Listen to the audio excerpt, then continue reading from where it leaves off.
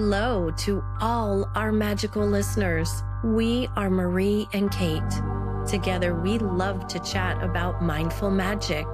Mindful magic is intentionally, mindfully traveling through each day, each task, every little mundane thing you need to do with a magical mindset. Let's get magical and start this episode.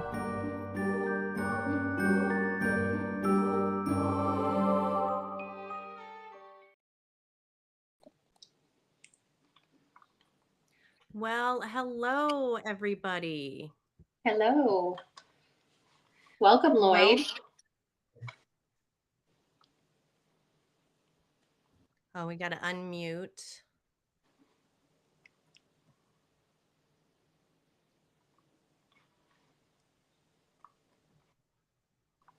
Did I unmute my mic? I can hear you, Marie. Okay, there we go. I think, Lloyd, you got to unmute. Do I have there to? we go. Okay, there we go. You are. Okay. Welcome. Hi. Hello. Thank you. Hi. Thank you so much for joining us today. We are so excited. We have a lot to talk about. Sure. So, my pleasure, of course.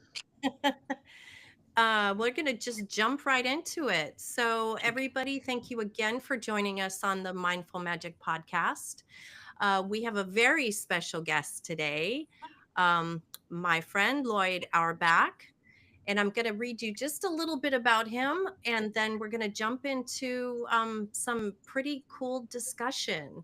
So Loyd, MS, is a world-recognized paranormal authority and parapsychologist with a graduate degree in parapsychology, thousands of media appearances.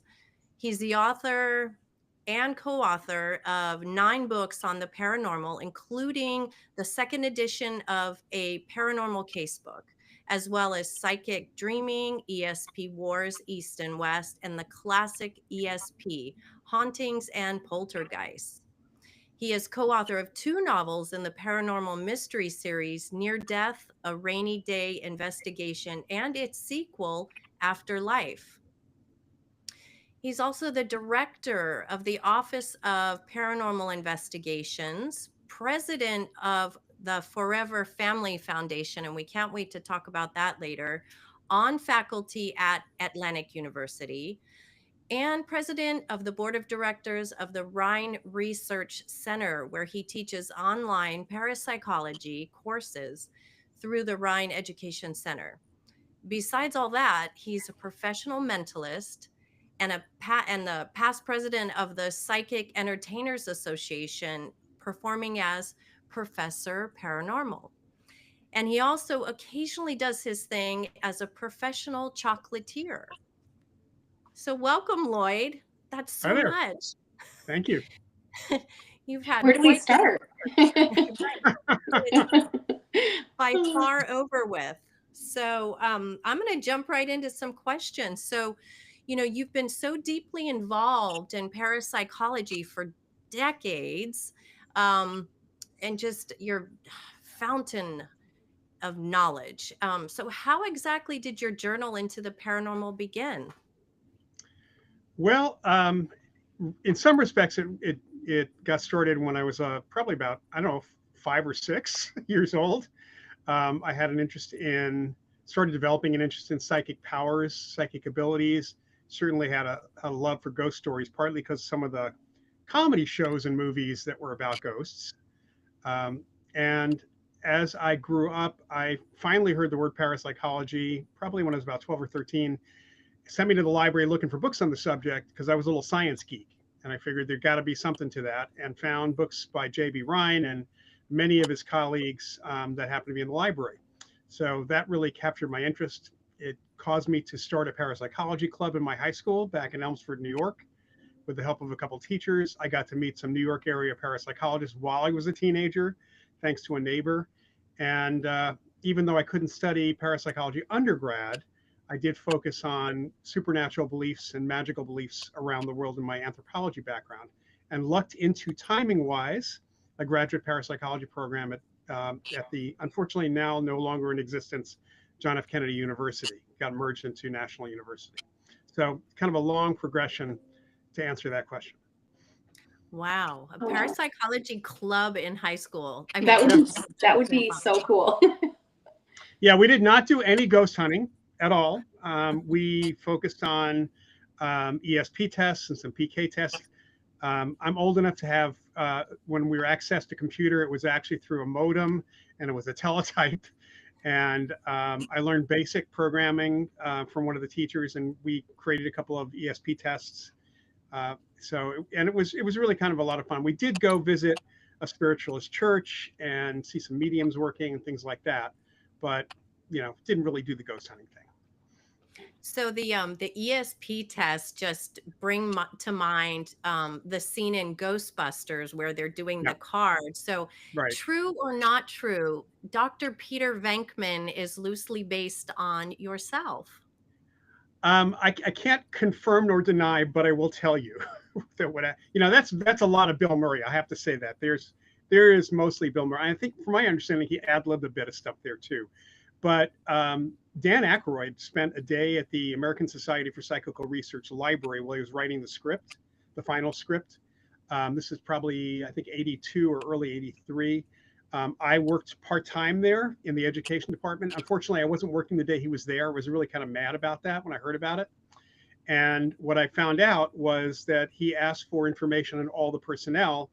And Marion Nestor, who was the head of the education department, I had written bios for all of us, including the researchers and everybody else, because my job was kind of PR for the organization. And Marion Nestor was telling Aykroyd about this smart-ass kid who works for them. This is what she told me before Ghostbusters came out. This is what she told me.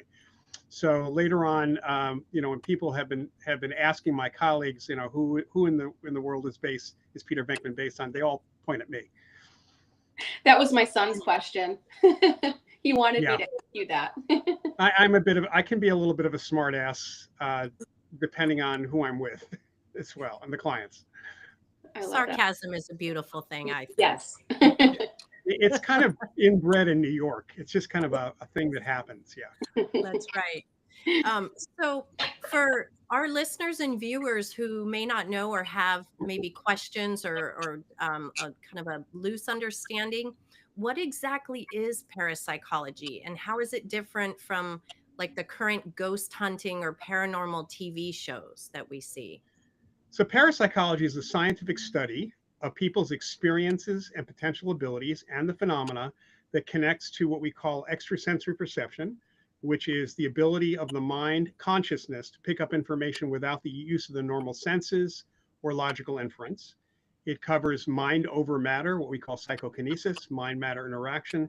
That runs the range of how consciousness or the mind affects physical matter, energy, and also physical processes. So without the use of the body and devices. And along with that, we also, and this is one of the pieces that actually got the field started, we look at evidence and phenomena and experiences of survival of consciousness beyond the death of the body, survival consciousness. So in many respects, when we talk about apparitions or ghosts, hauntings, and poltergeists, those have been studied in the field since the founding, even before the founding of the Society for Psychical Research. It is not separate from other parapsychological things. So when people in the ghost hunting TV shows talk about the paranormal, they mean typically just ghosts and hauntings and poltergeist type things. And a number of the paranormal celebrities on TV have said that parapsychology has nothing to do with what they're doing, which is completely false. Our field has been doing investigations in the field since, again, before the founding of the Society for Psychical Research in 1882. So it's been a long standing history. There's an awful lot of the literature about the early investigations that's available for free on the Internet Archive. So if people chose to look, they'll find hundreds of titles of material connected to what they call the paranormal. And actually, the paranormal, that term comes from our field to begin with. So, Lloyd, you mentioned wanting to explore how media and pop culture have influenced beliefs about the paranormal. In your experience, how has Hollywood shaped what people expect from ghosts or psychic phenomena? Well, popular culture, this is something, my family's in television. My father was a producer, a TV producer. My uncle was a TV director. One of my brothers works for the Today Show. Another one cuts movie trailers. My uncle Herb, my mother's brother, happened to be a newscaster for WMCA radio. So I grew up in the media, straight across, and as did my brothers. Um, I've always felt that by kind of influencing or trying to inject some credibility into popular culture, into the media, we might get a glimmer of truth out there. Popular culture is generally entertainment, but it's become more than that. And we can go back to even before TV, before radio, we can go back to literature. Charles Dickens, his story, A Christmas Carol, kind of influenced a lot of people, but more than that, he wrote many, many ghost stories. And he was a founding member of the London Ghost Club in the 1860s. He Wow. did investigations. Sam Clemens, Mark Twain, also was involved in the London Ghost Club and then the Society for Psychical Research. So literature and ancient ghost stories have always influenced us, and that is popular culture. With special effects coming in, with silent films, with radio doing stories about spooky things, people take to that, and most people don't necessarily believe what they see on the screen as reality. They don't. But then again, you have things like The Exorcist, the movie coming along after the book was a bestseller and claiming it was based on a true story, on several true cases. And it sort of was loosely based on that, but the script was very different than what actually happened. When The Entity came out, my friends Carrie Gaynor and Barry Taff investigated that. That was based on a novel by Frank DiFelitta. I was able to talk to Frank DiFelitta when I worked at the ASPR after around the time the movie came out. He exaggerated a lot of things after talking to Barry and Carrie, mainly Barry, actually. Barry had a lot of influence on that. And they exaggerated, added the real emphasis on sex and a number of other things. When you say it's based on a true story, it's changed in the movie industry. Now it's inspired by a true story. And that's partly so they don't have to pay as much to the people or anything at all. But when you say that, there's a segment of the population that believes that that was exactly what happened. And that's where we have a problem, because entertainment is not the same as a documentary. In fact, reality television is built for entertainment. It is not based on reality, on actuality in many respects. Even documentaries have biases.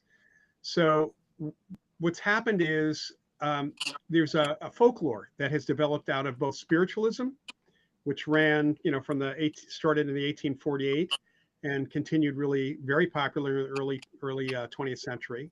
For example, mediums, physical mediums who supposedly could have the spirits do physical things, didn't work in the dark initially, but as the phonies got involved more and more, darkness was what they were doing so they can get away with a lot more. And the clients started asking for that because they thought that was the only way the spirits would happen. Hence, we have darkness for ghost hunting shows. Cold spots.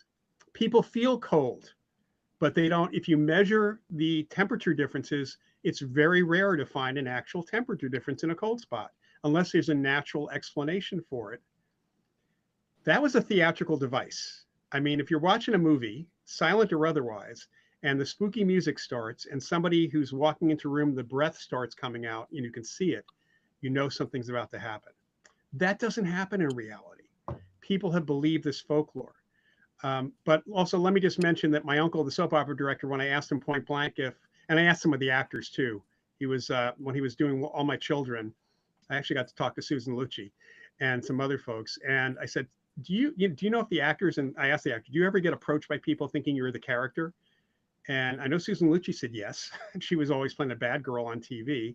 My uncle said, yeah, he hears complaints about that from the actors all the time. That's crazy. I mean, it's really, there is a segment of the population that believes whatever they see as real. When I was a kid, I thought I'm sorry, Marie. Oh, no, I was just going to say real quick about like the temperature change thing on the ghost hunting shows. They have the little thermal gun, right? And they're like, look, it's colder but that doesn't over work. there. That actually tells you what the wall temperature is or the floor temperature. It does not Right. you what what it's the air pointing at, temperature is. exactly. Yeah, yeah. No, I was I just use going to I say, use that thing. I use that thing for cooking, by the way. Right. I don't know, when I was a kid, we believed that the Blair Witch Project was real. And that was so terrifying when that came out. And that's what I was thinking of when you were talking about inspired by, just the words that they used. I thought that was real when I was a kid. Yeah, it's pretty. People these films put that out there. Of course, they're trying to get people's attention and trying to get some focus on it, and then they want people to research online because that actually kind of boosts the publicity of the film. But if you were to watch an actual shoot of a reality TV show, one thing you'd see is, even for ghost hunting, and this has happened to me even as far back as the early 80s before there were reality TV shows, when I was doing a segment, they'd shoot me walking into the room of this whatever place it was, and they'd say, okay, now go back out and walk in slower. Now go back out and walk in faster. They'd ask me, say something. I do that. They asked me to say it again differently or shorter or whatever. And then they're going to all edit that together. And there's a lot of downtime. We're literally on these investigations, as folks who know investigations, that just gets cut out. And then they move things out of order on those shows. But then there's direction also. So, for example, on a show like Real Housewives, where they're having knockdown, drag out fights, the odds are they probably had an argument. And the director saw the argument and said, okay, let's do that again, but this time start throwing things, start yelling at each other. So it's supposed, it's to get ratings. It's not that they're trying to sell. They're not trying to educate. Let's put it that way. That makes sense. So then you find that people's paranormal encounters are filtered through what they've seen on TV or social media. Quite often, or religion. There's a number of different filters.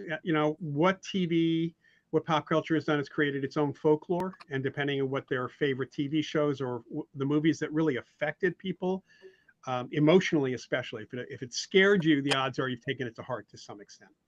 And depending on that, there's a bias or lens that they filter their experiences through, or they kind of examine their experiences through that.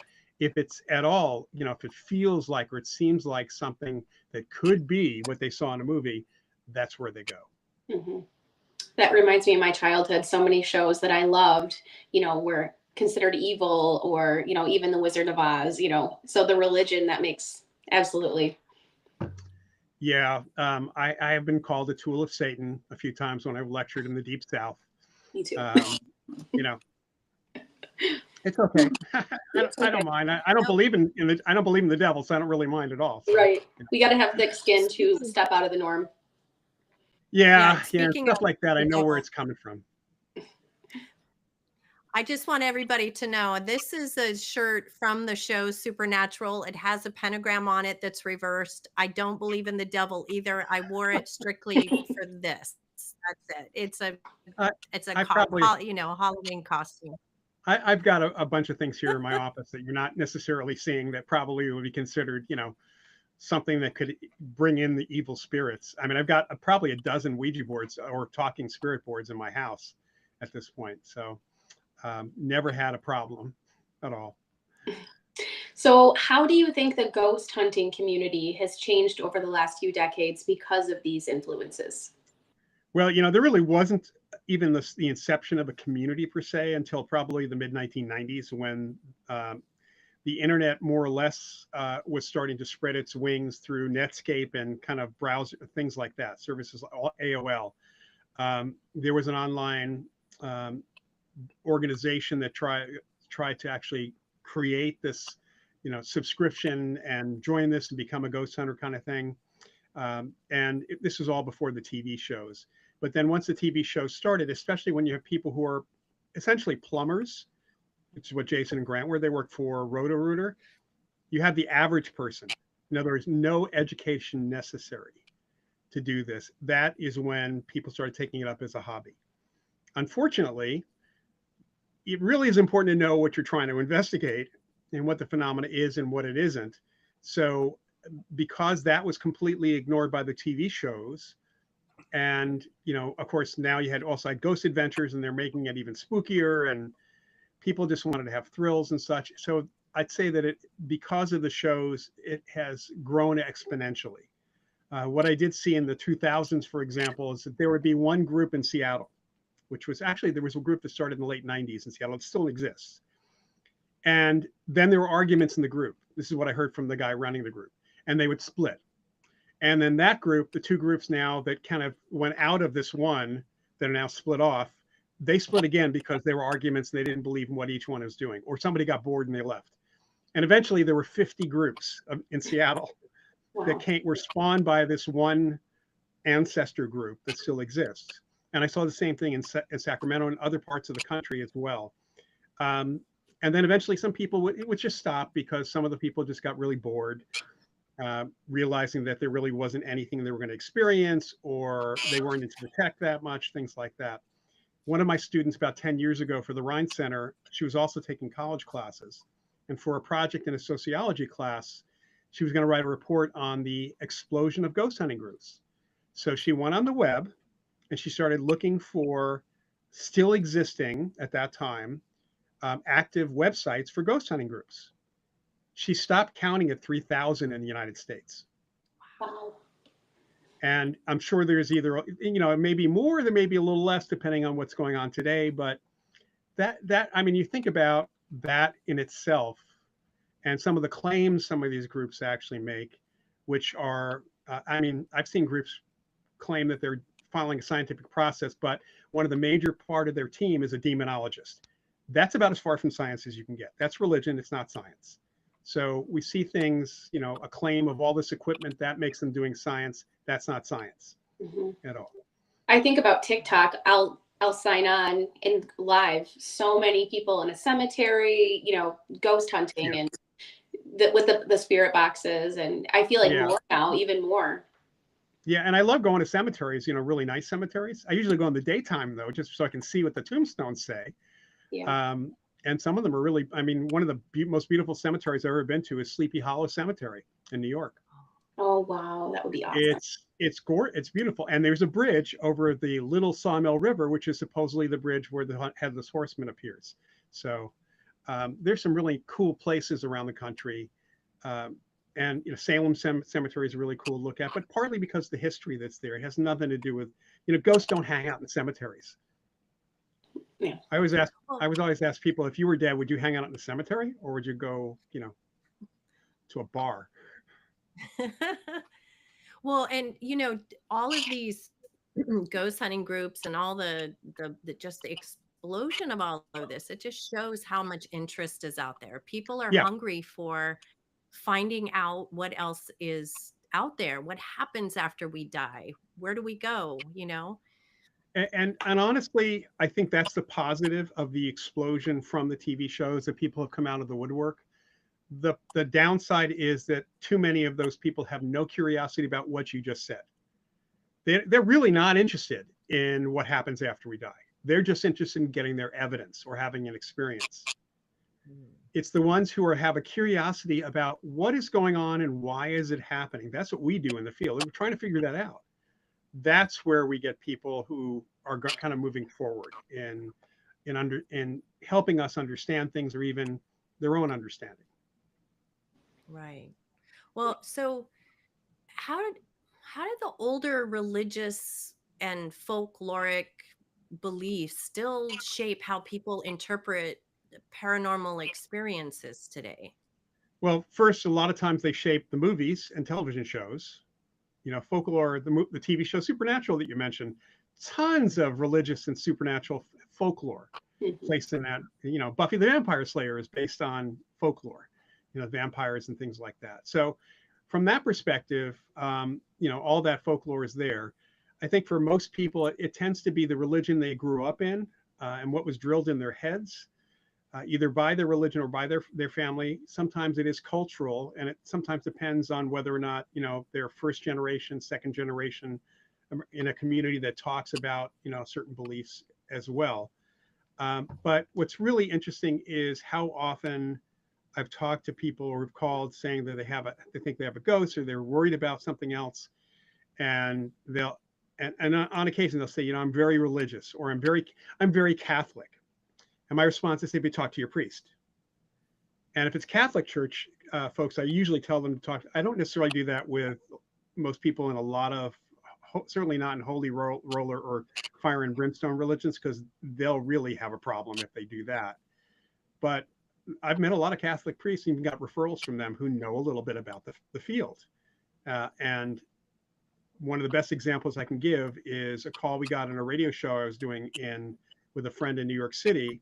A woman called and said, my son died several weeks ago in a car accident. He moved away and he passed away 3 weeks later.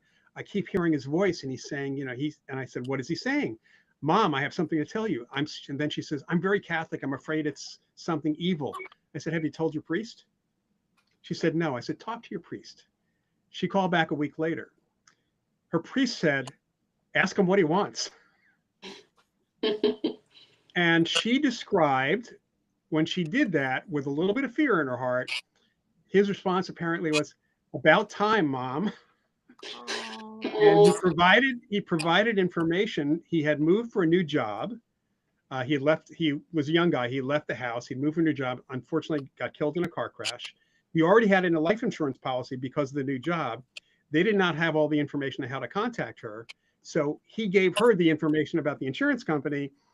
It was a $250,000 policy. Wow. And then he said goodbye. And that was the last time she heard from him. And she got the policy. Unfortunately, she didn't give anything to parapsychology. She gave 10% to the church, though. Oh. How did she receive the message? She could physically hear him? Well, it was, when you have a song playing in your head, is that a physical sound? Right. That's what I was wondering, if it was something it's she like was receiving or. There's not really, we have really good evidence, first of all, that ghosts are not optical phenomena, so you can't see them with your eyes. You're seeing them psychically. And you can't hear them with your ears because they don't make sound. Otherwise, everybody could hear the ghost voice. Everybody could record the ghost voice. Same thing with seeing them. So there's a lot of elements there. So she mentally heard very clearly what he was saying. Yeah. Wow, that's amazing. Let me see how to ask this. What do you think are the most, I don't know, influential cultural backgrounds that influence what people report or how they process the psychic events? Like, are there cultures that they just won't even touch it versus others that embrace it?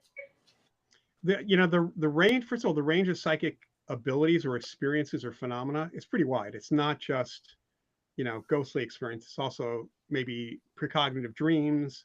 It might be picking up information from somebody else. It might be causing objects to move. So it really depends on the cultural background, what they consider not real or real.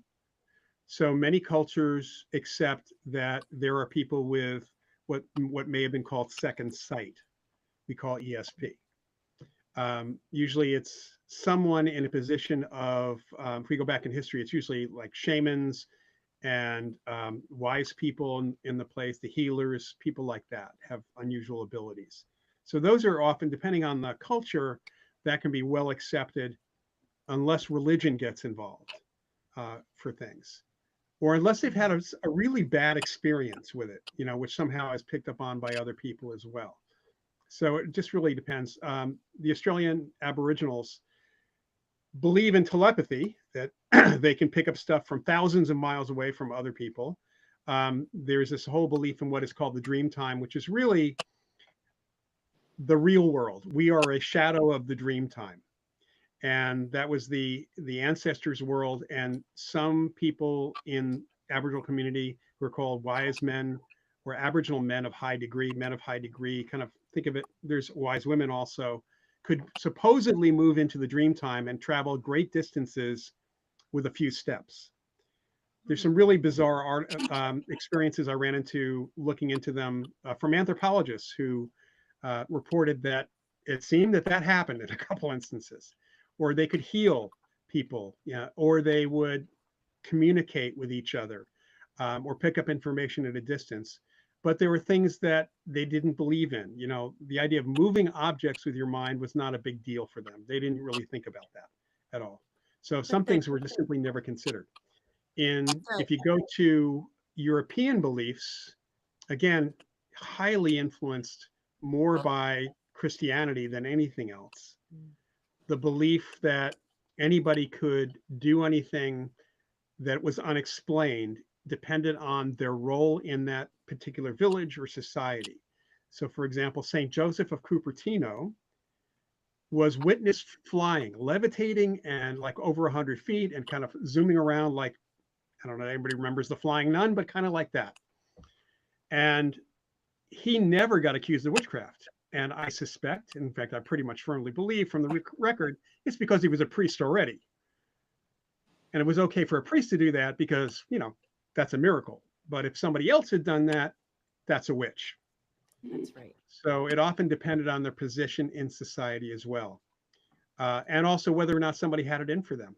There were a lot of people that were burned at the stake in Germany and other parts of Europe, over 100,000, because of accusations of witchcraft. And most often it was because someone wanted their property or because they felt that person was a burden on society.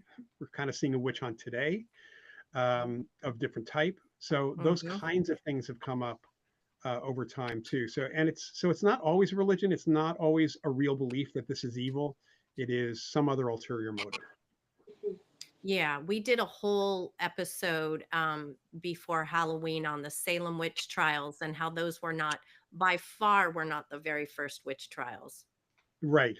And then and nobody got burned at the stake, even though people seem to think that they did. You know, I don't think from what I understand, no one in North America actually was burned at the stake. That was more of a European thing, right? That was totally European. Yeah. Yeah. So, Lloyd, we could talk about parapsychology as a science. So you've said parapsychology has always been about studying consciousness.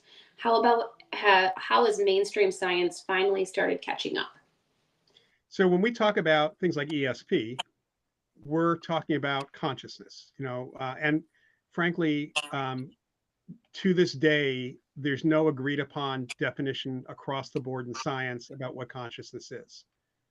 But we've dealt with phenomena of consciousness, the very idea that someone's personality, human personality is originally called, would survive the death of the body and maybe come back from the other side through mediums or stick around as a ghost. That concept is about consciousness. You know, it might have been called soul at one point. We try to stay away from that because that has religious connotations. Consciousness is the thing that makes us us. So that's the best way to put it. So we've always been about that. Over the last 30, 40 years, there's been a slight, you know, actually since the 70s, somewhat of a movement in different areas to get an understanding of what consciousness actually is. In some respects, it started with the New Age movement, you know, a lot of which is kind of fluffy and weird and stuff. Never knew it's really kind of resurrecting old ideas. But certain scientists, certain philosophers, psychologists, neuroscientists, physicists, and other folks started looking into this question. And especially those who have had experiences or who have been looking into people's unusual experience, like near-death experiences. They recognize that there's something going on here. And there are two approaches generally that even within parapsychology people take, one of which is the materialist perspective, that it's all the brain.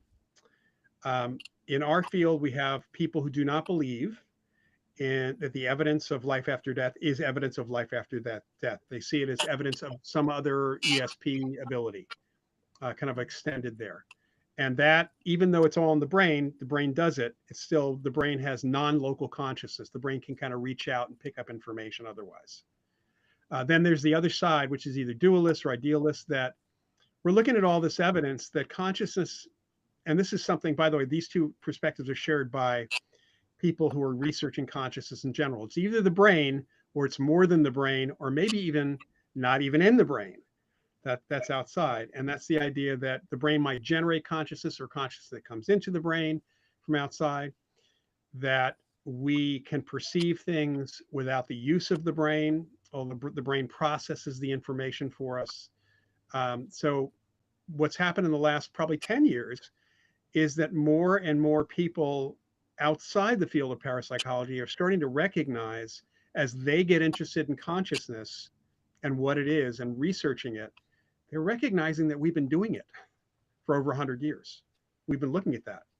So we've been starting to see a lot more interaction with people researching consciousness, purely researching consciousness, and realizing, well, wait a minute, that experience that person has as they're dying doesn't make any sense from a materialist perspective. It looks like they're actually seeing somebody who's hanging by their bedside, or there's something going on that's a lot more with the near-death experiences. They're recognizing that parapsychology has something to say about this. And so it's, in many respects, we've been a field of consciousness study since the beginning. Why do you think parapsychology isn't taken more seriously in academic circles? Well, if you go back to the early 1970s and the 60s, it was quite a bit better.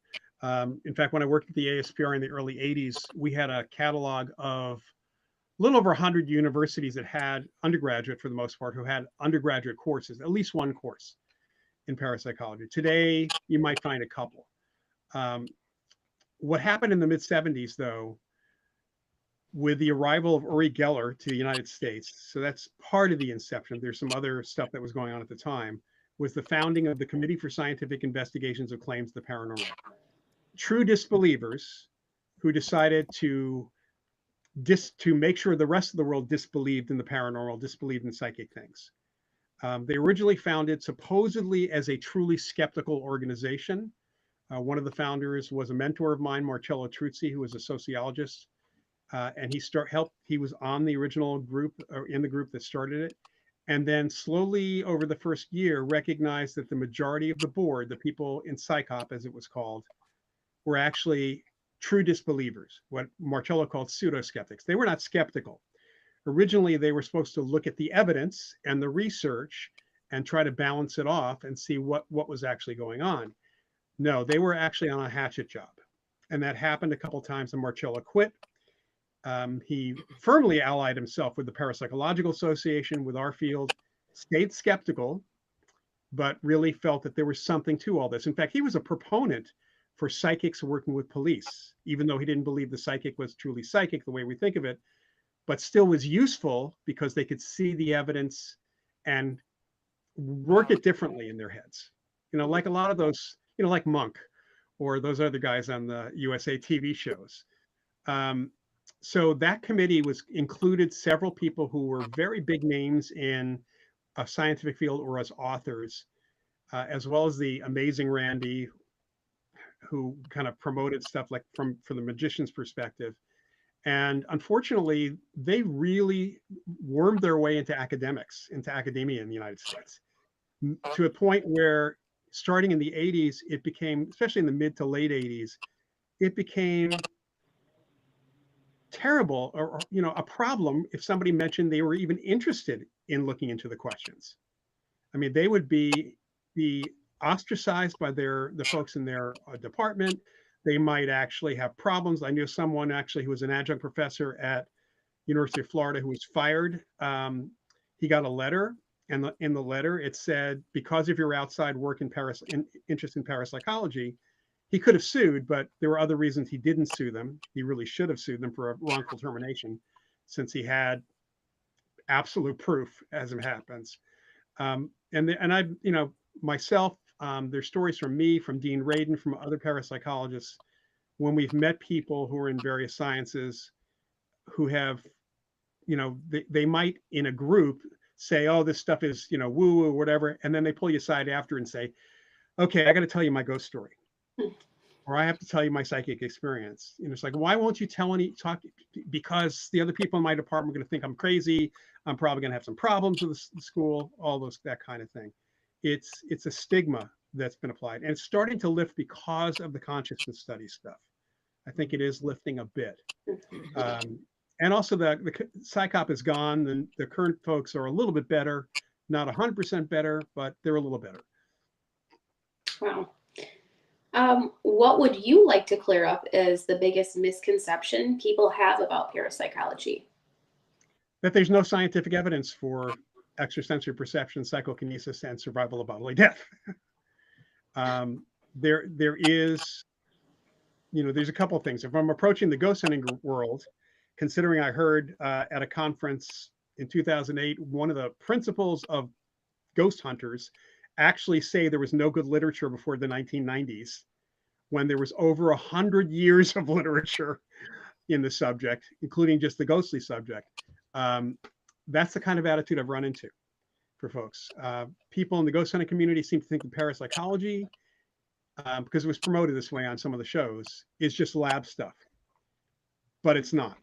I mean, the field work actually feeds into the lab. If we didn't have people studying people's experiences, we'd have nothing to study in the lab. And the lab stuff gives us information to use when we're doing investigations. So that's one big piece. Another big piece is our field has repeatable experiments. This is something the skeptics always promote. Oh, there's nothing in science. You have to have something that's repeatable. We have repeatable experiments. Remote viewing is repeatable. A form of research called Ganzfeld, which is light sensory deprivation, has been repeatable. We've had some other types of methodologies that are repeatable. Now, what's not necessarily repeatable is ghost hunting or communicating with ghosts, the field stuff. But that's normal in any field that goes outside a controlled environment. You can't guarantee that something is going to happen, especially, I usually liken it this way. If I want to take a picture of you, if I'm in the same room with you and you don't want to have your picture taken, you're going to keep trying to avoid the camera. So if I want to get evidence of a ghost being present and that ghost doesn't want to give us any evidence, they don't have to be anywhere near the equipment. They don't have to be anywhere. They can just go leave the room. They can leave the house. So we're dealing with a human being. And when we deal with human beings, things are not as repeatable as a physics experiment. Our field, in some respects, has more replication than psychology does. There are a lot of assumptions in psychology that are conflicted by other assumptions in psychology. Oh, that's so interesting. Mm-hmm. I wanted to talk a little bit about ESP and PK and the nature of hauntings. Like maybe if you can explain the different types of hauntings to kind of clear it up for people. But I Sure. wanted to just share a really short story because this was interesting. As you can see behind me, I have flameless candles. Some of it, they're battery operated. Um, Unfortunately, about a year and a half ago, my baby brother was shot and killed. He was murdered, and the guy was caught. He's in jail, and this is in California, and I'm in Hawaii. And I was in touch the whole time with the prosecutor and the victim witness advocate, who were letting me know that there's a preliminary trial coming up. Um, and they were going to have me on Zoom, be able to view it, not see me, but just be able to view it and listen. And I was nervous about it because this was going to be the first time I was going to be looking at the person who shot my brother. And it being California time, it was going to be 9 a.m. So I had to get up early in Hawaii just to get online and get ready for it. And at that time, I was not a morning person as much as I am now. But when I walked out, now I have a bookshelf that has some of the candles on as well that I just didn't change the batteries. They burned out a while ago and I just, my rechargeable batteries, I was just lazy. But I walked out that morning and there was a candle illuminated. That just felt to me like that was my brother. Mm-hmm. That was just the feeling I had. Can I explain it? No.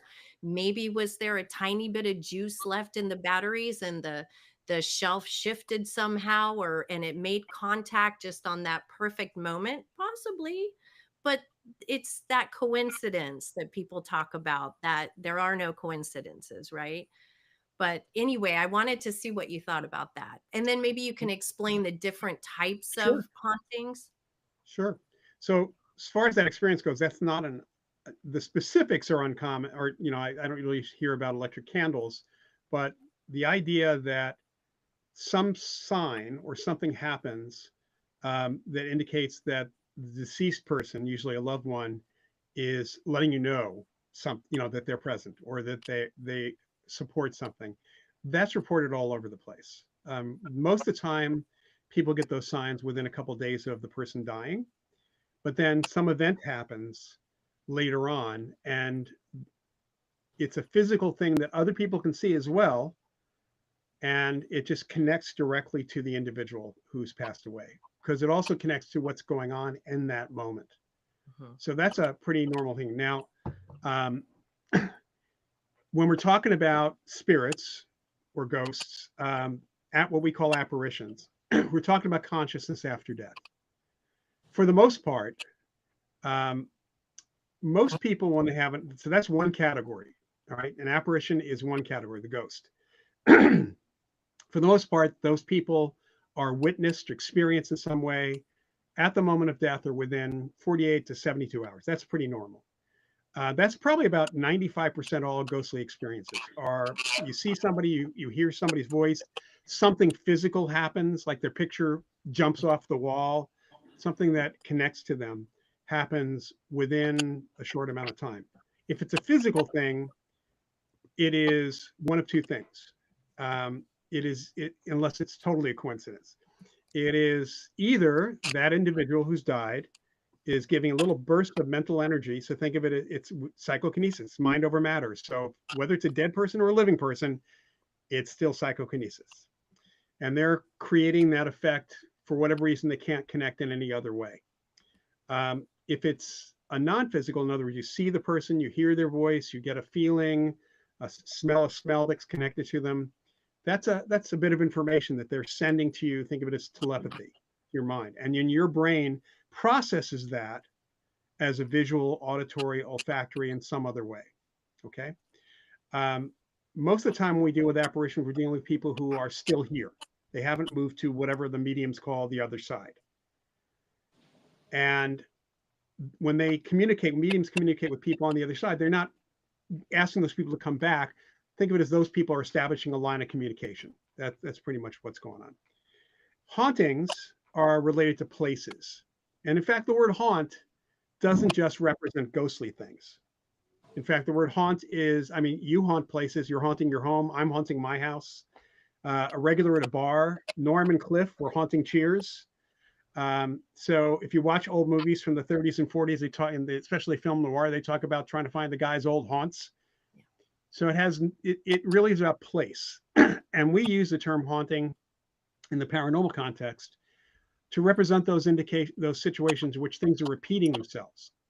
It could be a place that has unusual positive or negative feelings and it stays there. It could be an event you witness over and over again here and there, which would be like Gettysburg is actually a big haunted place in that way. No spirits per se for the battle. There's probably some on the outside, but that's a repeating loop, tape loop. Think of it that way. So we, as living people, pick up that signal that is in the environment, and it replays as a perception to us.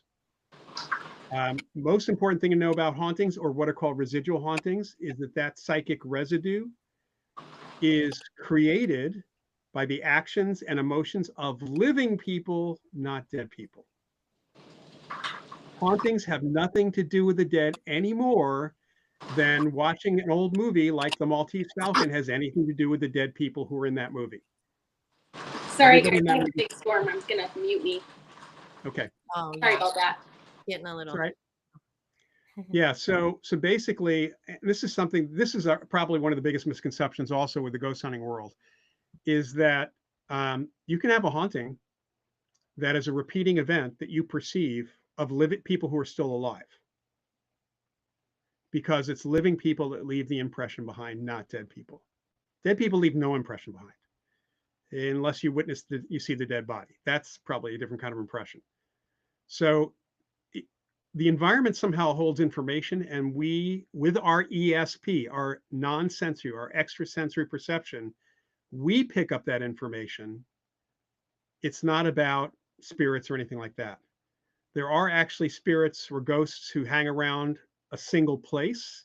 Maybe they just like the place, but they can go, if they thought of it, they can go anywhere they want. They're not like stuck there. But there are a lot of reasons why apparitions stick around after death, and they're all different reasons for the different people. The third category we call poltergeist phenomena, which here in North America, there's a slight difference in the UK, but here in North America, we use that term kind of as the same as kind of like, and also known as, for the model that we work off of, which is recurrent spontaneous psychokinesis. It's the idea that someone alive in the environment, because there's usually a single poltergeist agent, although it may depend on who else is around them for the triggers. Someone's unconscious mind is causing the physical activity. And by determining who that is, we can work with them and get it to stop pretty easily. It's usually, for about 70% of the cases, it's typically going to be stress of some kind. That is one reason why you see a lot of adolescents. It's not strictly teenage girls. That is because of Carrie, the movie from the 70s. You know, Stephen King kind of cemented the stereotype into people's heads, not for any reason. I've had poltergeist agents as old as 80. So it could be any age, literally. Probably not really young kids. Almost never jocks, by the way. People who are, or anyone who is physically active usually has a way to let it blow off steam. Although the other 30% of cases, poltergeist cases, can relate to neurology, can relate to something like epilepsy or some temporal lobe issues that are happening. So that has been found in some cases as well. So poltergeists are from living people. Hauntings have no people necessarily involved except the ones who recorded it, and then we're witnessing that. And apparitions are interactive in many respects. They're still people. You know, ghosts are people too. They're dead, but they're still people. So like, think, and you'll be able to cite the specific one. I saw it somewhere, but and I'm sure it happens actually more than one place, but there is a particular place where there's a woman seen over and over, like on the staircase, an apparition. Or is that the psychical imprint of her? Just, she left that when she was still alive, but why the staircase? Was it maybe because that's where trauma happened? No, it doesn't have to be trauma. You know, first of all, what we try to determine whether that figure is interactive in any way. So, because if they're not interactive, we see that as a recording. If they are interactive, we see it as a consciousness. Mm-hmm. Kind of like watching a Zoom, you know, doing a Zoom thing, and it's pre-recorded or it's live. You can talk to the screen, but it's not going to give you direct answers normally. Your Aunt Marie. Yeah. Yeah. Or your grandmother. Her towel. Oh, that's right. Yeah. That's right. When I was young, I saw my stepmother come out of the kitchen. She had already passed, and she had a dish towel, and she was, you know, kind of glowing. It was in the middle of the night, and she just kind of was wiping her hands and came out and looked and went right back in, and that just felt like that loop, you know. Yeah. Didn't feel like it was really her. Yeah. Well, the thing is that we're not sure exactly what causes the recordings, certain pieces of past, you know, of past events as being, I have to use the word louder, more energetic than others. Often it's because of high emotion, which means, yes, trauma and tragedy, but also really positive vibes can do that too. Either way, just that people rarely ever report positive hauntings. You know, I have gotten cases, and once in a while over the years, like I think we have a ghost in our house, and she's pretty friendly. Do you want to come over and talk to her? I mean, it happens once in a while, and I love those cases. People are not afraid. We're not exactly sure what it is. It seems to relate to the Earth's magnetic field. I mean, one of the things that's interesting, and one of the reasons why ghost hunters are even using EMF meters, is because people in my field were trying to find, we still are there environmental changes when someone has an experience versus when they don't. So without the human experience, all you have is an unusual reading. That's it. We also try to find out, how do electromagnetic fields affect the brain, causing people to think that they're having an unusual experience. So all of that's there. And we have found correlations, which are pretty unusual, using a standard EMF meter, which, by the way, should not pick up anything except for technology, because that's what it's set for. And yet, if you turn all the power off in a house, you still, in the spots that have the haunts repeating themselves, you still get slightly higher, sometimes much higher reading in those spots than other places. So there's something else going on that's affecting the electromagnetic environment. We also know that there's a connection between the Earth's magnetic field and our brains and our perceptions and psychic ability. All of that's part of that. And there can be very localized geomagnetic hotspots or changes, even though most of the data that you can get access to is kind of a regional data. You can get some specific stuff too, and especially if you can have access to a geomagnetometer that can kind of pick up the local geomagnetic field. And there definitely are those kinds of things too. And we think that all that's related, the environment is related in some way, and may very well be related to why some people can stick around after death and other people can't or don't. So we still need a lot more environmental data at this point, which we're not going to get from ghost hunting tech. Yeah. Real. I just saw a message, Kate. She was having a little bit of noise, and then she sent me a little message. She's going to mute herself because she had a tornado go through. Are you guys okay? It was like a tornado. I thought that my porch is here, and it was hail and the wind and the rain. I couldn't hear anything, and I don't know. I didn't check the weather, but it felt like it. So I just turned off for a second. Sorry about that. We're okay. I'm glad there was no tornado. I'm glad you're still with us, Kate. Yeah, Wow. thanks. Yeah. She's in Grand Rapids, Michigan. So yeah, I'm glad you guys still have your power on. Me too. So I apologize. I got off a little bit, Marie. Is it going to be my question next, or? Yeah, I just wanted to really quickly. I'm not sure where to work this in, but I wanted to ask about like the skeptics, because I'm sure they come at you. Do you have like sort of a general comeback, or is it kind of more specific to what they're being skeptical about at the moment? Well, it depends on what they're saying. I've had people say there's no evidence for any of this. It's like, have you looked? We have a lot of research. Have you looked at the research? And usually it's no. Why would I? I said, yeah, then we're done. Yeah. I pretty much I cannot talk to them at that point. It's just like somebody saying, well, it's all the devil. It's like, we're done. I can't talk to you about that. There's no way I'm going to convince them of anything at that point. Right. If they're saying that, you're taken in by fraud. I've had people say, you're very, very gullible. You've been taken in. I said, really? In what way? I'll just start engaging them. I'll ask them, in what way am I gullible? Can you give me an example of how I was gullible at that? And usually they have nothing to say. And they're also unaware that I have a good background as a professional magician and mentalist. And I know a lot more than they do about how people make mistakes in their world and things. Yeah. So it's just really going to depend. But I've usually told my students that if anybody says this stuff doesn't exist, have you looked? Have you looked at the evidence? Have you looked at the research? Have you, we hear that parapsychology is a pseudoscience. In fact, what's interesting is years ago, I worked in the library at Lawrence Berkeley National Laboratory, which is a Department of Energy facility above UC Berkeley on the Hill. And they do research in physics, astrophysics. In fact, there have been Nobel Prize winners coming out of there. They do research in genetics. They do research in energy. They've been trying to develop a new kind of battery, all sorts of stuff. So in the library, I got to meet a lot of the physicists, one of whom was doing research in consciousness, as it happens. And I was talking to one physicist who found out I was interested in parapsychology during our conversation. I was helping him with just finding some resources. And he said, yeah, parapsychology is not a science. And I said to him, is psychology a science?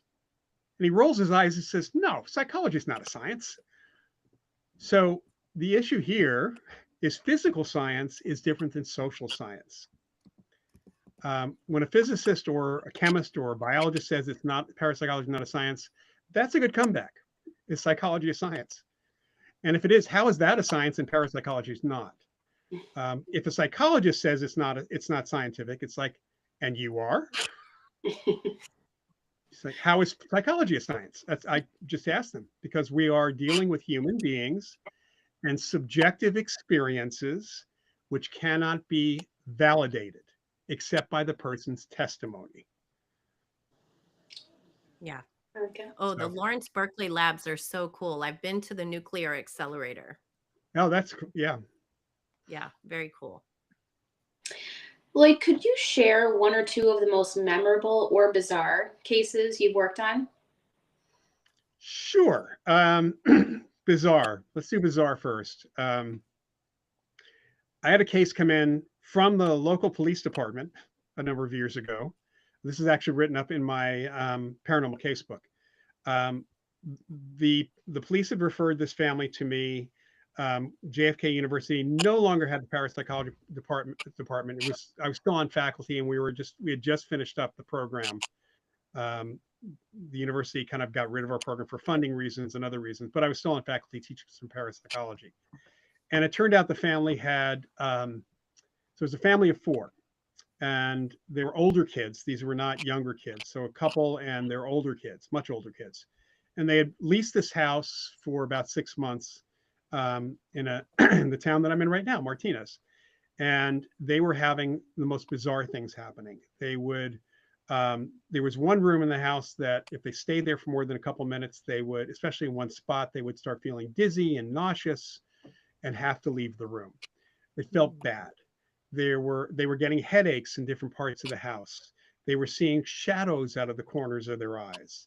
They were feeling anxious from time to time. And then they'd see fireballs, little tiny fireballs, appear in midair and sometimes scorch things on the side. And there was a noxious odor that would occasionally float through the house. All right. That's like the beginnings of everything. They had called Stanford University, UC Berkeley, San Francisco State. They always got funneled to the psych department. Every single time they were told to come in for psych testing, all four of them. So all four of them were experiencing this. They also called the Bay Area skeptics. I don't know what, they just, for whatever reason, they never uncovered JFK University. This was pre-internet, so they may not have been referred. And the skeptics said, you folks are crazy, you need to get psych testing. Not a single one of them said it could have been the environment. In fact, at that time, perhaps black mold wasn't quite understood, but all of those things also could have been caused by black mold. So when I got the referral, they had finally run out of people to call. They called the police department. Police said, oh, there's this guy, Loyd Auerbach, who lives really close. He's in parapsychology. You should call him. So we went out there. I had several of my graduate students, most of whom had already been through the parapsychology program. One of them brought her husband, who was an engineer and worked at here in the Bay Area, what we call the Blue Cube, which is a NASA Ames / NSA facility. It has no windows, lots of satellite dishes. Nobody seems to know what goes on in there, and he couldn't tell us what his job was. But I had Doug with me as well. We approached the house. It's a one-story kind of a long house, not very big. And there's a hill right behind it. And we approach the house, and it was built on a concrete block foundation. And as we're getting towards the house, Doug points out, hey, it's off of the foundation right here under this room. And we're thinking, okay, let's find out what room people are feeling dizzy in. We go into the house. We go to that room. You do feel dizzy in spots. And then I start measuring, number one, carpenter's level. Floor is slightly off. It's not level. Protractor. These are cheap items. You look at the window, and our brains make 90 degrees of things that are close to 90 degrees, but there's a conflict sometimes, and we get headaches. That's what was going on, the slightly off angle on the window and the door frame, things like that. Okay, so that's that room. Before we even got in the house, we're looking around. The house is directly under high tension wires, which first of all meant that the EMF meter I had was useless, because when you turn it on, it just goes up like that, right? It's also giving off a slight hum, and it was a little bit high pitch, but also I could hear a little bit of low pitch. So using just a glass of water on a stable surface, you could see that it was kind of vibrating a little bit. Low frequency sound. Low frequency sound can cause your eyeballs to vibrate and cause you to see shadows out of the corner of your eyes, and can also make you feel anxious. All right, so there's two things taken care of. We see the scorch marks and things. I don't smell anything, right? But they're describing this smell. I want to know if there's anything in the area that could have caused it. So I sent one of the folks up on the top of the hill. It wasn't a very big hill. And she looks down on the other side. She calls back and says, it's the landfill. Methane gas was seeping up through the ground. And Doug pulls out a fluorescent light tube, waves it around in the air, and it lights up. That's about the cheapest static electricity detector you can possibly buy. That high static electricity will cause a fluorescent light tube to light up if you just wave it around. So that's a cool magic trick. The high static was probably because of two things. One was the high tension wires. And two, we found out that the building materials, the guy who built it, who designed the place, was an architecture professor at a local university. He owned the property, he was leasing it to them, and he had built concrete block, and he had poured liquid, they had done liquid styrofoam in the holes in the concrete block as insulation. Styrofoam is extremely static reactive. It creates static electricity.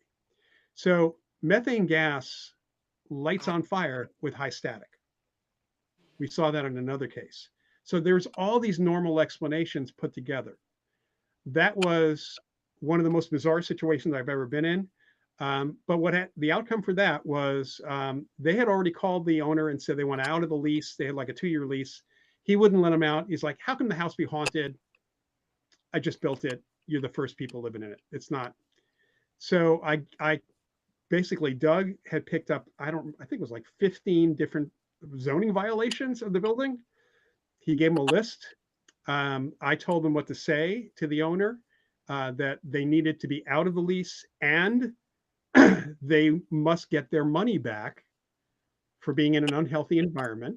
Otherwise, they will call the county tomorrow and you'll be fined thousands and thousands of dollars for zoning violations and won't be able to rent the place. So he was forced to let them out. So it was kind of blackmail.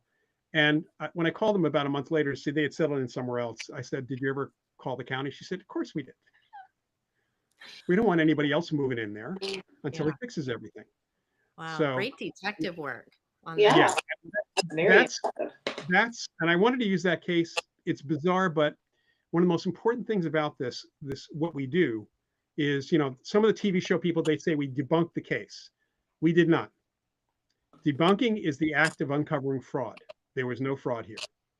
What we did is find explanations, which is how the science of parapsychology works. For each event that was reported to us, we found an explanation, a normal, unusual, but normal explanation. And that is how we do investigations. Take a look at every little event that's reported, explain the ones we can, and then the ones that are left, that's when we go into that paranormal category as much as possible. Because unless you eliminate the normal, you don't know what you're studying. You're not really studying the paranormal. You're studying experiences. You're not studying what might be really there in that point. And that's why I love the science of it, Yeah. Yeah. I love that. So I can give you another quick case here too, which is another. It's a bar restaurant still in existence in Tracy, California, in a little town. I was brought there by somebody who was working with me who had a cousin who was, I think, one of the wait staff at the place, called the Banta Inn out in Tracy. And it was reported that there was a ghost. One, actually there might have been two ghosts there, but what was reported was a woman's ghost from the 40s, which apparently the other ghost, when he was alive, had seen from time to time. But this guy, Tony Gukin, who was the owner, manager of the place, and bartender, he bartended quite a bit. He died in 1968. And after his death, people were seeing him wandering around the place and would see him in the corner, as he was when he was alive, playing two-handed poker with himself. During his breaks, he would do that when alive, and he would not acknowledge people as they come through the bar area to go to the restaurant. The owners who currently owned it, they took over from, I think they bought it in the late 70s from Tony's wife, or maybe the early 70s from Tony's wife. And one of the owners, Joan Borland, had known Tony when he was alive because she had grew up in the area. Her husband, Dave, was an Alameda County Sheriff's deputy and was a skeptic. He didn't believe in any of this stuff. But as people were talking about seeing this ghost, he did something which I think is a really good thing to do. He found through Joan, who had connections in the area, got a picture of Tony. Got a picture of Tony's friends, some of Tony's friends, all about the same age. So males that were there. So he created a little mug book. And anytime who was new to the place came in and said they think they saw the ghost, or who is that guy over there, that would be pulled out, and he would ask them to point out who they saw. And without fail, they all pointed at Tony's picture, which right off the bat suggests that we're not dealing with imagination of any kind, right? All right. So over time, through the 70s into the early 80s, physical things started happening. And most of the physical things seem to connect with the bar, some to the restaurant, mostly the bar. One of the most common things that happened initially, which continued to happen even when I was there, was when Tony was alive. There was an old cash register. It was still there, pre-electronics. And having worked as a bartender in grad school and in college myself, I knew that some of the places you keep the register open. You don't like close the register. You still ring it up and you keep it open so you can quickly make change. And so the register is open. So whenever they close the drawer, though, and open it up, something happened, which is what Tony did when he was alive. He would stand by the till, and he'd put the coins in nice, neat rows. He liked to have order. So after all this phenomena started happening, the bartender would close the drawer, and to her surprise, when she opened up the drawer, it's in nice, neat rows. And that does not happen unless you have a really advanced mechanism inside that register somehow to do that, right? So that's one of the first things I saw. They did that for me when I was there a few times, and that happened. I interviewed the first time I was there. I interviewed Joan. I talked to some of the wait staff. I heard stories. The bartenders heard stories about Tony scaring some savory characters out of the place. There was actually one story told to us that there were Hell's Angels who came. Not that they were disruptive at all, but Tony sometimes ducked into the ladies' room, which he shouldn't really have been doing. But supposedly women would see him in the mirror once in a while. And so one night there were some Hell's Angels there and their girlfriends. And one of the women goes into the ladies' room, comes running out screaming. The big beefy guy says, "What's going on?" He says, "Ghost inside." So he goes in there and he's there for about 20 seconds and he comes running out, takes his girlfriend, says to everybody else, "Let's go." Don't know what he saw, but that happened. Another thing that was reported, which Joan saw, actually, she was behind the bar at the time. And there were two guys who were making fun of, because the ghost story had spread in the area, right? Two guys who were making fun of them believing in ghosts. And they each had a beer in front of them and their change was in front of them, bills and change. And as they're making fun of it, Joan says, "You really shouldn't do that." And they're like, "Why? What's he going to do?" And at that point, 2 quarters stood up on end, one in front of each of them, just kind of balanced on end. That's it. They looked at that, they looked at her, and they ran out, leaving all their change in the bar. That was enough. So I'm hearing these stories as interviewing folks, interviewing them, and then I end up doing an interview for Hard Copy, which is a news magazine show.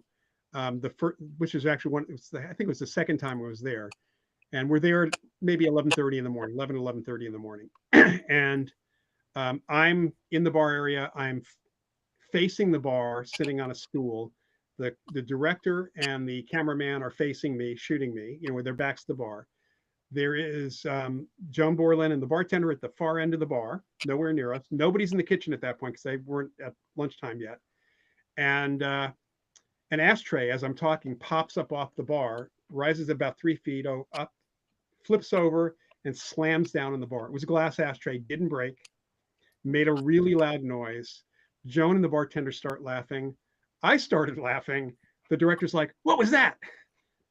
We told him what it was. And, his response was, "It wasn't on camera."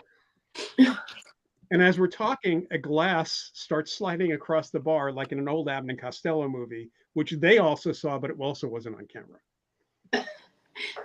Tony had this great sense of humor, and we were there many, many times where there's tons of physical activity while we're there, which we witnessed.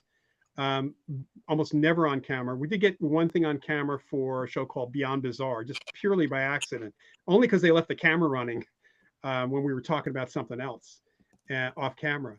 And I've been with TV people who have witnessed stuff. The other thing we did get on camera with Japanese television was they had actual wagon wheels from the 1800s that were turned into chandeliers in the bar area. And at one point, one of them started swinging wildly back and forth. And we were with Japanese TV and Aiko Gibo, who's a Japanese medium, and she said, let's give him an offering, because in Shinto belief, they give offerings to spirits, ancestor spirits. So there was, I think it was, I don't remember if it was a glass of wine or a beer, but was brought under the chandelier, and she starts talking to Tony. She said he was flirting with her, which was kind of funny. And the chandelier, which is swinging back and forth, comes to a dead stop, as if somebody put their hand up, which is against the laws of physics, of momentum and inertia. Yeah. So they did get that on camera. We had a ton of different things happening.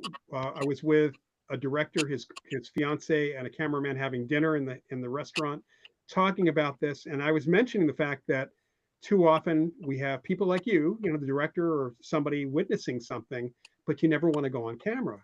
And he's telling me, well, people tend to think that would be fake if we did that. I say, that's no more fake than anything else. And as we're talking, a salt shaker starts moving back and forth on the table.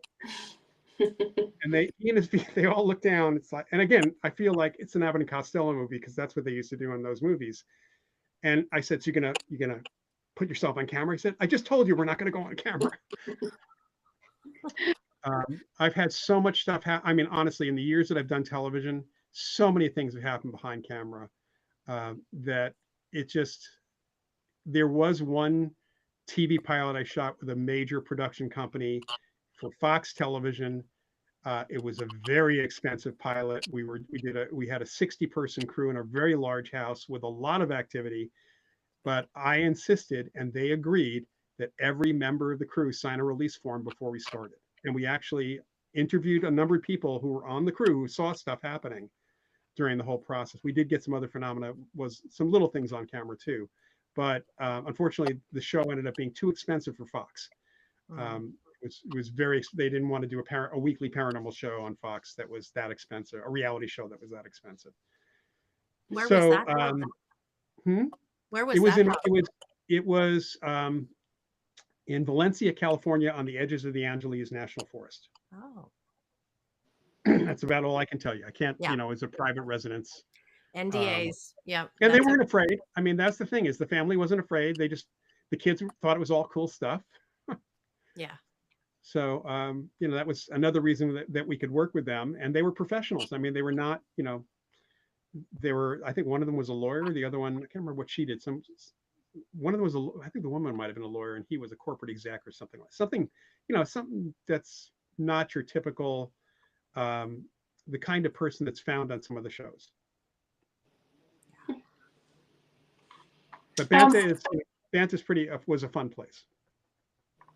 Tony sounds like such a character. He didn't want to leave. He was having too much fun. But camera shy. Yeah.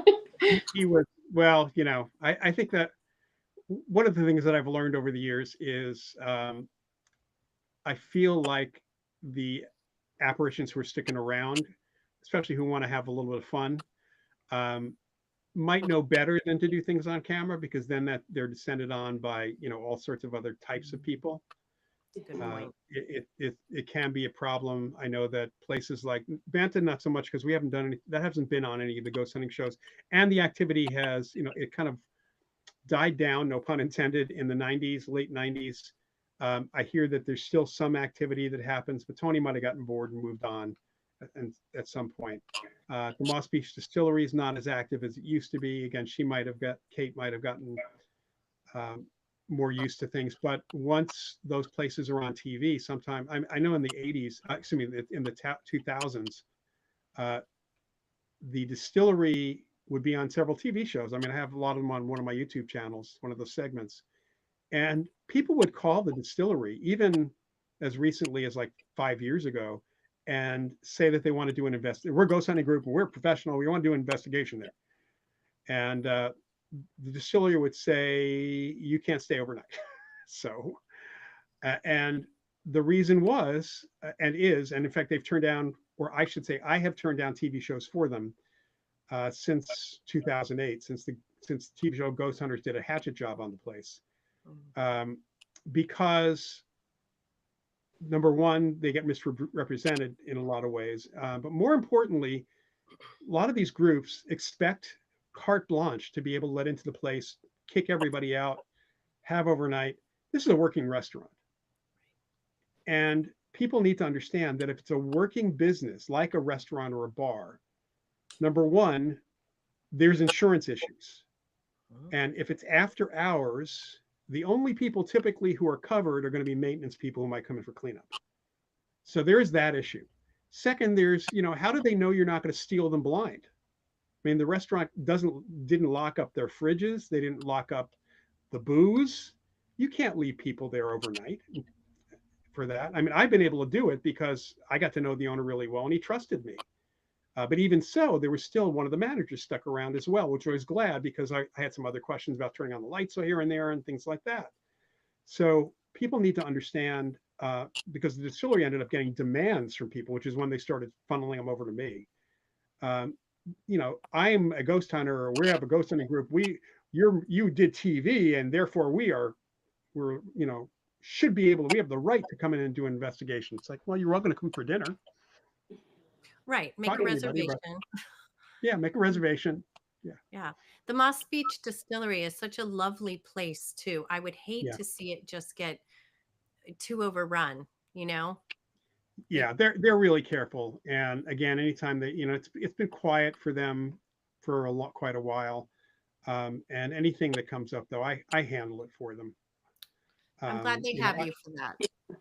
Thank you. Yeah. I mean, I just want to, it's not like I just say no and just hang up the phone. I explain to them why they can't just do that.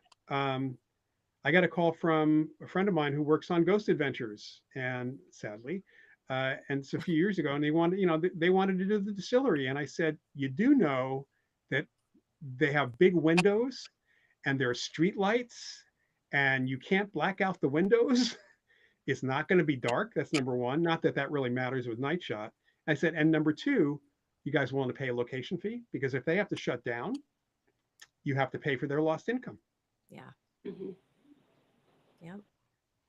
These are things they don't understand. They think that hey, I'm going to get you some exposure. That's right. What they're going and thinking, right? And it's like, and that can work, that can be helpful. The first time I did anything there was with Japanese television, and the owner, who has only been an owner for a year, he was pretty convinced there was a ghost because he had experiences since he bought, and his daughter had worked there and had experiences. But he said, okay, Japanese TV, is this going to be good for my business or bad for my business?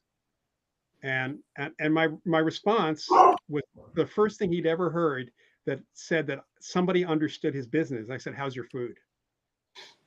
And he said, really good. Why? He actually said stellar. So he said, why? I said, because if your food's good, people will come back again. If your food's no good and they have no ghost experience, they're never going to come back again. And that's the case with any haunted. I mean, that's my advice to any haunted restaurant, that if you have really good food and the ghost is not that active, if they're disappointed about the ghost because nothing happens when they're there, they'll come back if they like the food. Mm-hmm. Yeah. What is the scariest experience that still sticks with you today, or have you had one?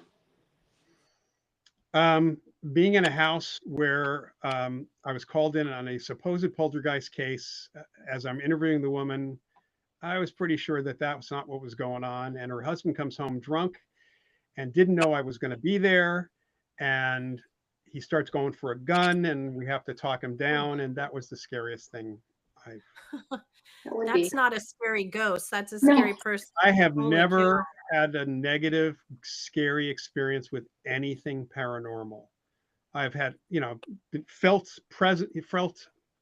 those hauntings that felt bad for sure. But knowing what it is, it doesn't affect me that way. I have not had that kind of experience. I got to remember that ghosts don't carry guns and knives. Right. Well, I'm glad you're okay. Thank you. So we would like to talk about your books and mentalism. You've written several books on ghosts, ESP, and psychic phenomenon. Which one would you recommend as a starting point for curious readers? I think probably because people like ghost stories.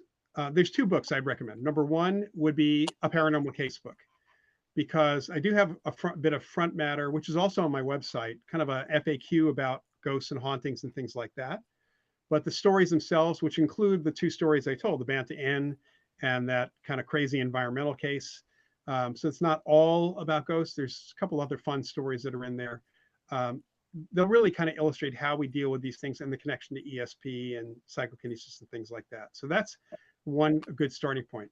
If they're interested in the psychic side of things, I'd say start with my book, Psychic Dreaming, because that talks about psychic abilities and then talks about how ESP and other things kind of impact us in our dream state and the kinds of psychic dreams people have, and even how to work with those dreams or how to work with dreams in general. So those are kind of 2 starting points. The other book I will mention is if they're really kind of political junkies or into the remote viewing thing and all of the CIA stuff, definitely ESP Wars East and West. It is the main author of that book is Edwin C. May, who was the program director of the Stargate program, the government's remote viewing program from late 85 till its closure in 95, still does remote viewing research. Joe McMoneagle was #1 viewer, and he's also an author on that book. And we have contributions. It's the only book that also tells the Soviet/Russian side of the story, as told to Victor Rubel and Ed and Joe by General Alexei Savin, General Boris Ratnikov, and others who were former KGB and in the Russian military. In fact, our forward is by Nikolai Sham, who was the deputy director of the KGB when the wall fell. So if you like spy stuff, I think you're actually going to be surprised at the KGB stories that are in the book. Wow. I know I was. Yeah. My husband's watching. You take notes? Yeah, I mean, I'll say that there is actually a couple of fun or funny KGB stories in the book too. So I love that. I love it. So I'm going to get that book. And then also, I'm interested in reincarnation, and you have a book on reincarnation as well. I do. Yeah, it's called Reincarnation Channeling and Possession. It is available currently as a Kindle or Nook book. It's not available as a paperback. I'll probably make it a paperback again at some point later this year. Okay. Yeah. Great. So you have a background as a mentalist. How has that helped you distinguish between real phenomena and trickery? Well, when I always loved magic, and I went to see magic shows and saw the Amazing Kreskin when I was a teenager and got to meet him in New York, and just loved this stuff. I just never took to it. Let's put it that way. But then we had a course in my graduate studies called Creation of Illusions, taught by a local magician. And the goal was to introduce us to principles of magic and mentalism that would help us with setting up laboratory controls or even doing investigations, just some basic stuff. And I was bartending my way through grad school at that time. And so I went to the local magic shop and bought a few tricks and started performing. And I really liked doing what I was doing with that. So I joined the local Society of American Magicians. And then when I went back to New York after grad school, joined the local chapter there and had a bunch of really great guys. We were merciless on each other in terms of critique and feedback. I performed. I'm a bit of a performer in some respects. Like doing public speaking. I did comedy in college, and so I started performing comedy magic in the 80s as Crazy Lloyd, and it was crazy with a K. I love that. I only have one L in my name. And we performed at comedy shows. I did a few comedy clubs as well. Worked with a couple other comedy magicians, and was doing some mental magic, kind of similar to close to mentalism, but much funnier stuff. And Marcello Truzzi, who I mentioned earlier in the show, who was a sociologist, my mentor, right? He was a member of the Psychic Entertainers Association. He was a mentalist also.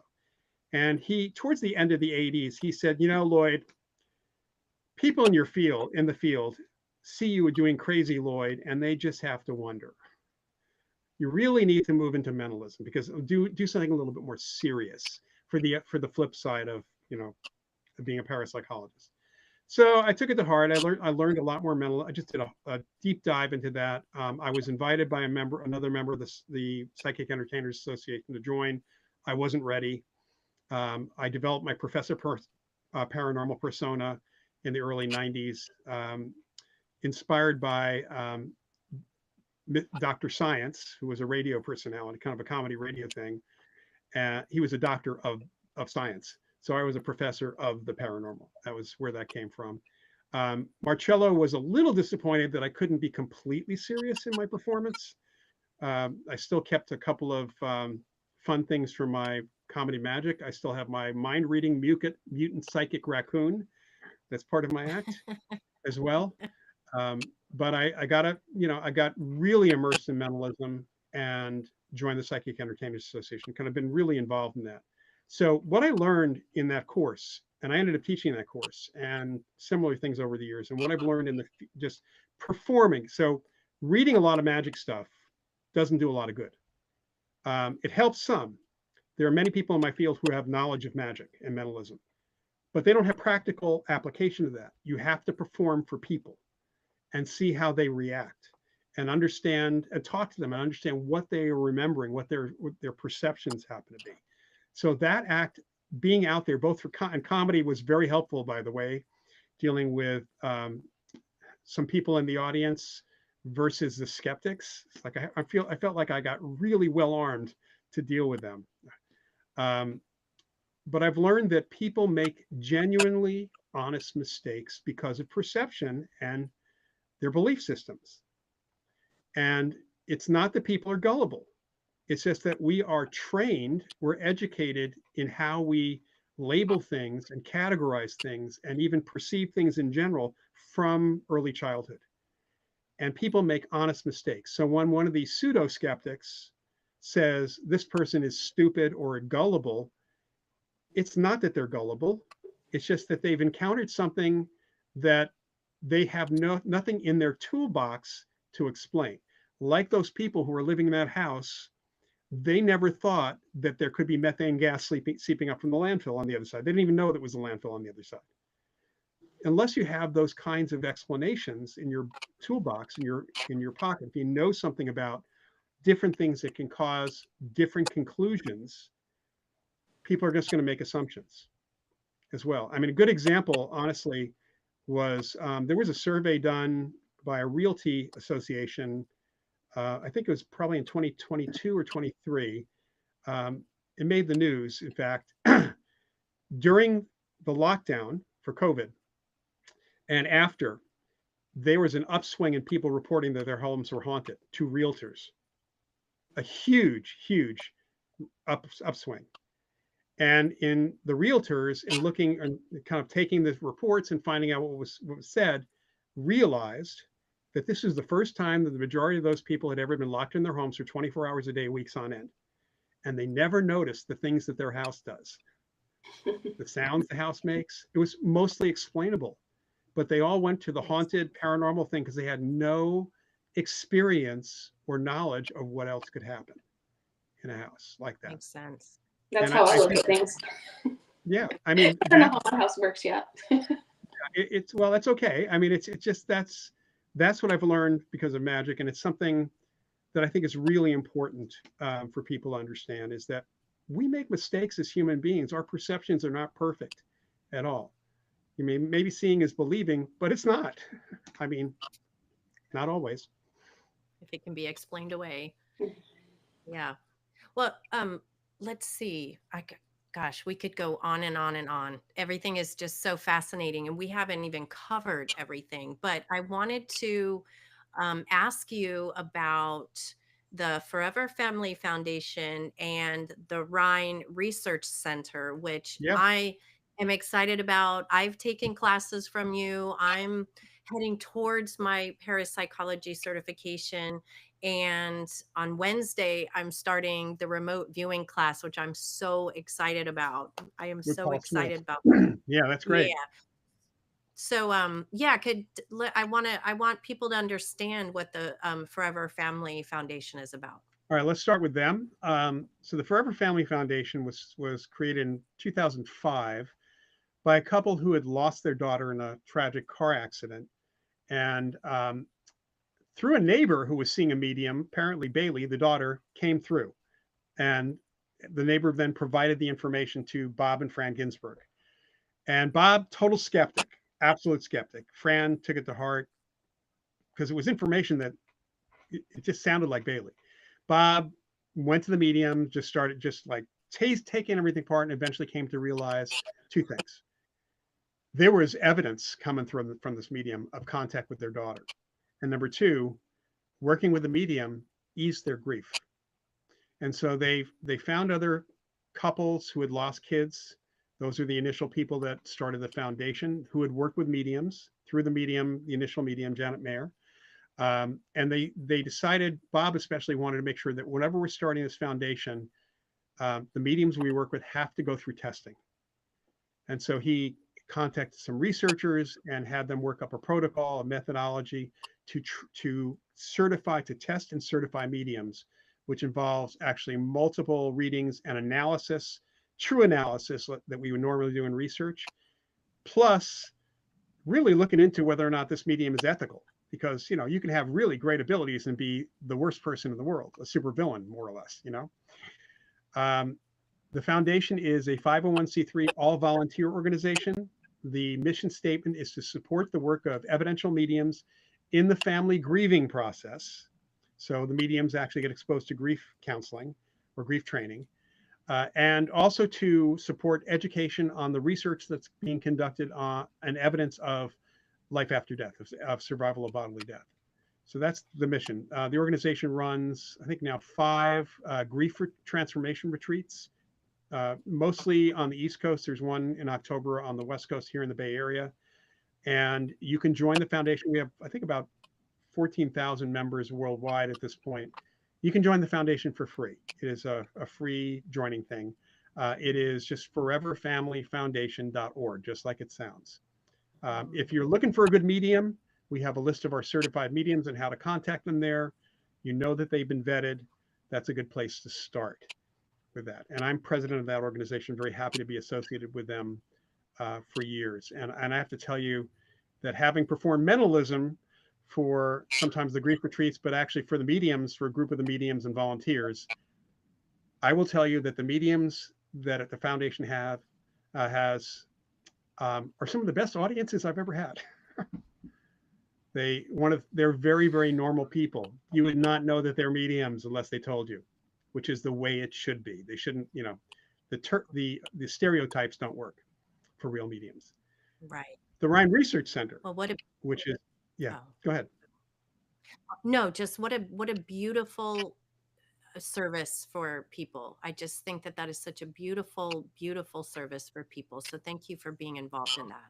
Yeah, absolutely. And I will say that the foundation, because of the grief retreats, has also got some resources for people on grief as well. So, it's a really good read. The website's a good resource, and we have a lot of good people that work there as well. The Rhine Research Center is celebrating the 90th anniversary of the founding of the Duke University Parapsychology Laboratory, 1935, by J.B. and Louisa Rhine and William McDougall. This is the 90th anniversary year. Rhine retired, probably it was mandatory retirement at 65 in 1965. And when that happened, he took the lab with him off campus and founded the Institute for Parapsychology and the Foundation for Research on the Nature of Man. In the late 80s, after Rhine had passed away, the Institute was named the Rhine Research Center in honor of J.B. and Louisa Rhine as well. It's a research organization, so we have some parapsychology research going on there.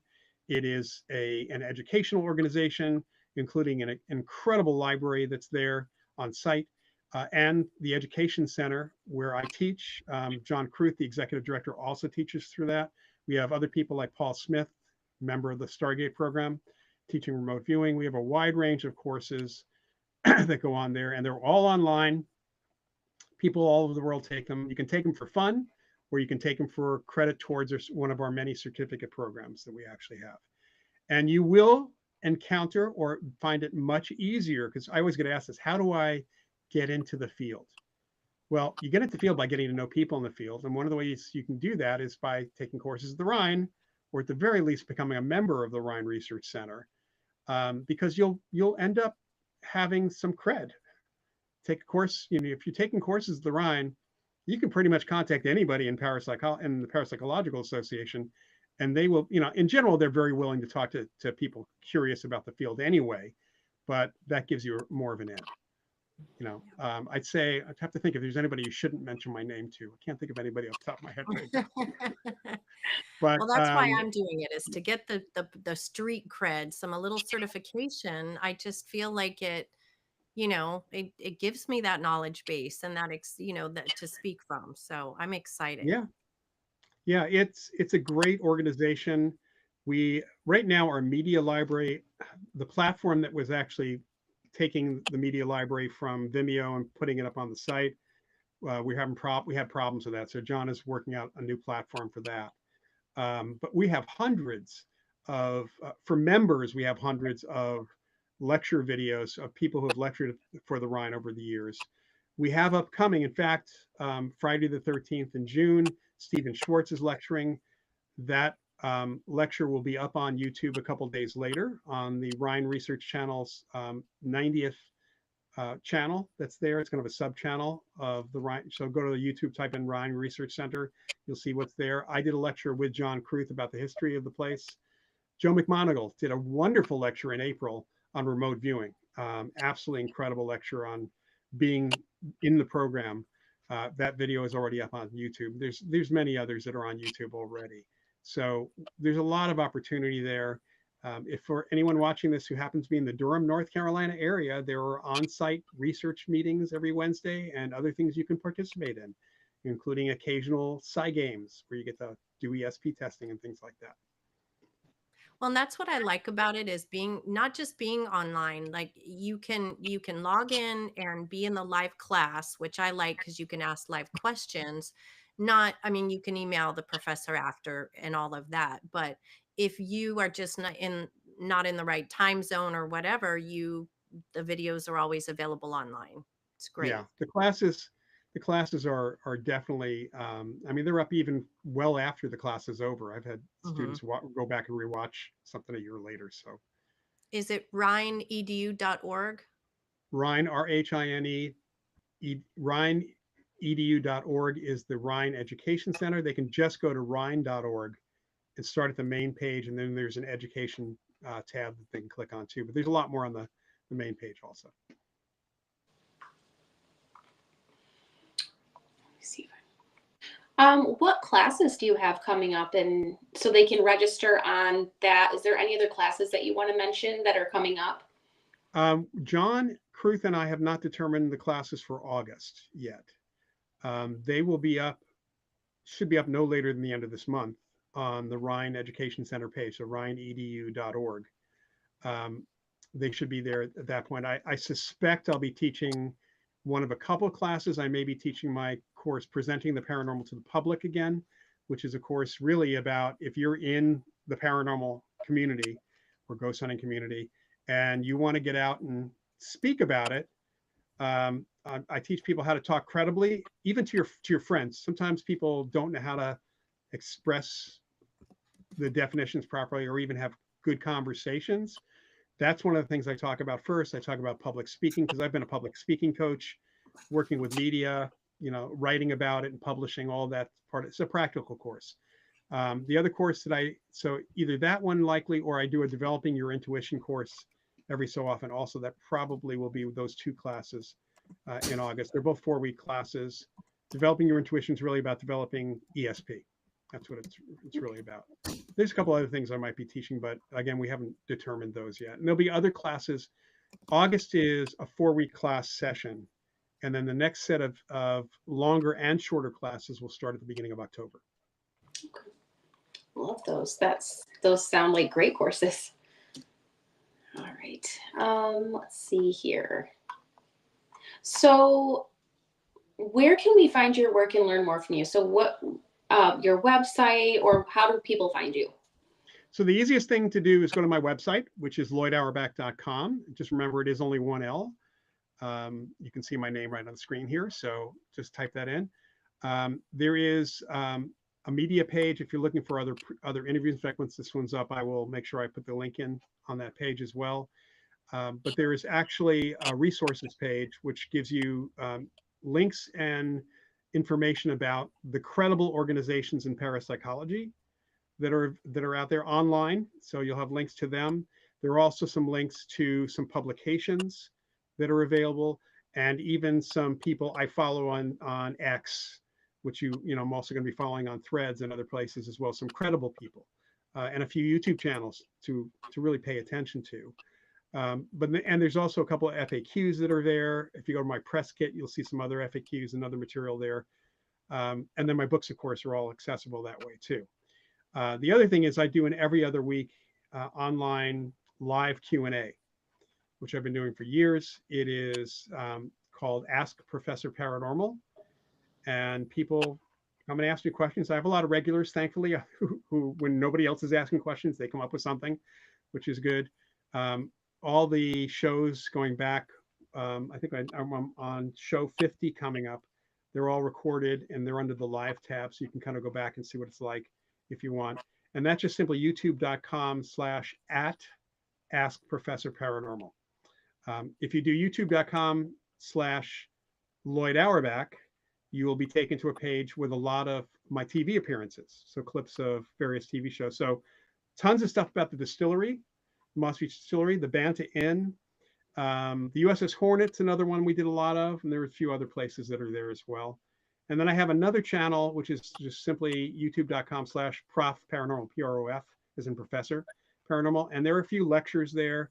And there is a multi-part video of a seminar that I taught in San Francisco with my late friend. She wasn't late at the time, Annette Martin, psychic medium. And it's a ghost hunting seminar we talked about from the perspective of a psychic and a parapsychologist. So if you want to get an idea of the two perspectives and how they work together, even though it's a little old, it was 1997, there's plenty of good information there and it's worth watching. That's That really sounds cool. really interesting. Well, Lloyd, oh, sorry, Kate, go ahead. No, I love that. There's a lot of two perspectives. Yeah. Yeah. Well, Lloyd, thank you so much. I hope you'll join us again sometime. We're coming up almost on 2 hours, and again, we haven't covered everything, but I hope you'll come and join us again sometime. Okay, thank you so much. Lloyd. You're welcome. You're very welcome. We appreciate this. And nice to meet you, Kate. It was very nice to meet you too. Thank you.